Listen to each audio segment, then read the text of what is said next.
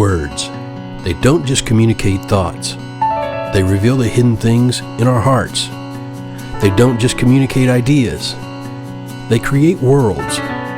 The mouth and the words we say are a creative force that is not only used all the time, but everywhere we go.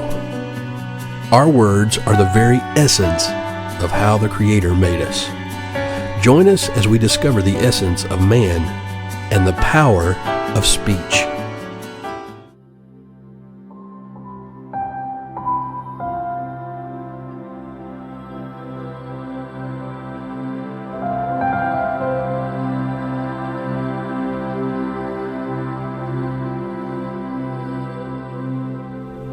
Hello, welcome to the Essence of Man and Power of Speech. We are on day 140 and we're going to talk about the cure today.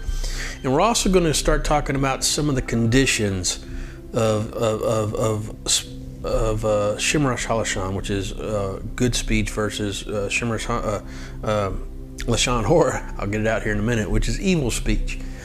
But one of the things that people don't realize, and the primary reason people speak Lashon Hora, is because they think there is no rule or regulation to talking.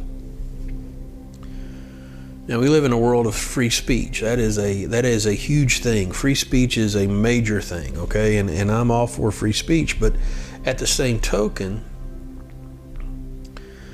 free speech has consequences. Nothing is truly free. Free speech has consequences. If you want to say you hate somebody, you're going to have to deal with the repercussions of that. If you want to say I love somebody, you're going to have to deal with the repercussions of that.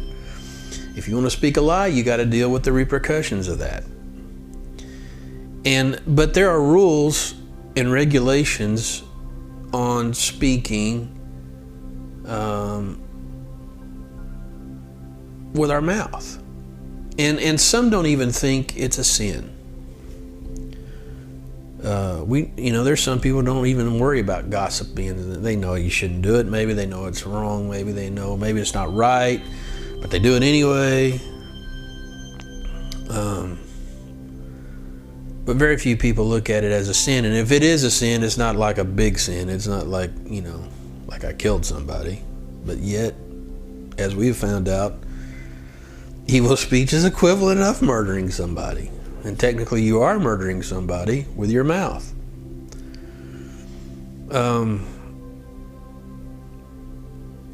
There's a story of a famous doctor. And he comes into this town where there was great devastation. And people were dying all around him due to an unknown disease. This disease was unknown. Okay? Nobody knew what this was. And yet, no matter what they did, people died. And one day, this world-renowned physician appeared, and he was known for helping cities be cured of their diseases, and able to restore places. And he was viewed as a person that could take care of this situation of this particular city. Well, there was a man who heard about this world-renowned doctor, and he ran to this doctor, and this other gentleman said, "Why are you rushing to see this doctor? No one else seems to be in a hurry to see this doctor. Why are you rushing to see this doctor?" And this patient that was sick said, "You foolish man. A wise person understands that when one's life is at stake, even the most remote possibility of a cure must be pursued." If you're about to die, even the most remote possibility of being cured must be pursued. Well, to cure evil speech, there is an answer. And it's in Psalms 34. Verse 12 says, what is a man that desireth life and loveth many days, that he may see good? Notice that he may see good, both in this world and the world to come. Life and many days, in this world and in the world to come. How does this man see good in both worlds? Keep thy tongue from evil and thy lips from speaking guile. This is the cure. And if there is just a remote possibility of seeing good by speaking with our mouth, should it not, we obey this rule and regulation, because we already know we can speak evil and something happened to us, meaning there is a repercussion. You reap what you sow. You cause strife, you get strife. We've read many scriptures on these things. So,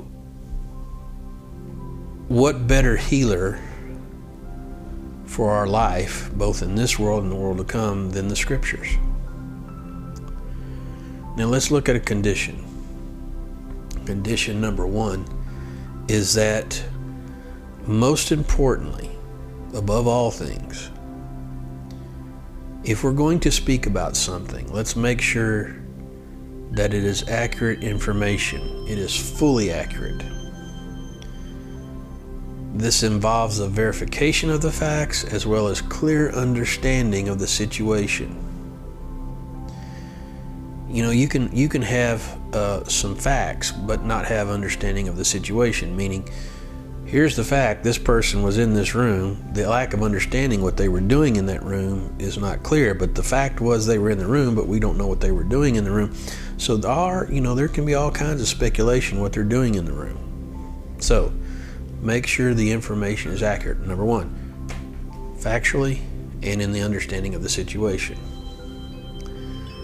But the cure for evil speech: keep thy tongue from speaking evil and thy lips from speaking guile. Amen. Hey, we'll see you next time on The Essence of Man, the Power of Speech. Have a good one.